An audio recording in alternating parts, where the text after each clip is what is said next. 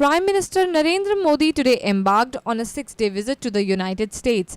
This is Modi's first visit to the US, which denied him visa for years over the riots in Gujarat in 2002 when he was the chief minister of the state.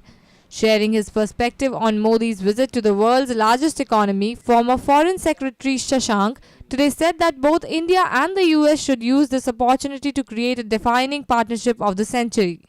Indian people have a long-term relationship with the United States, and US has gone out of its way that during Prime Minister's visit to New York for the UN General Assembly, they would be having a special set of meetings for the President and for other senior leaders with our Prime Minister.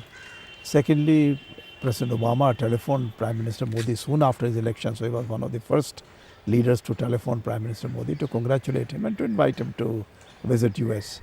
So therefore we should take it in the right spirit that there is a burgeoning relationship between India and the United States. We have to carry it to its logical conclusion to make it the, as they say, the defining partnership of this century. It will take a long time. Well, strategic details those negotiations will take place with the US administration officials. Also, Prime Minister will be talking to various journalists and congressmen. The economic side, of course, he is meeting a very large number of CEOs of American companies. They have a very good idea as to what India stands for, what India can do for them. So in case they have some problems, I'm sure that they will mention them to Prime Minister Modi, and then the Indian government will try to find a way out to the extent possible. Because after all, if the requests are reasonable, I have no doubt at all that they would all be accommodated. Of course, they would be made applicable to other countries also.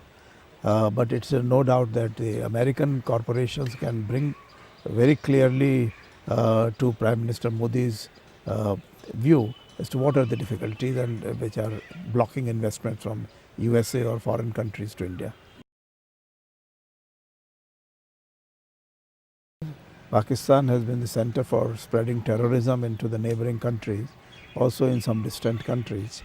So now that the Americans are trying to tie up a coalition against terrorism and take very, very strong action, it's essential that they do it across the board. Any country which supports terrorism should be blacklisted and should be put under pressure not to do it. So therefore Pakistan has to be pressurized on that account. Powered by Nnis.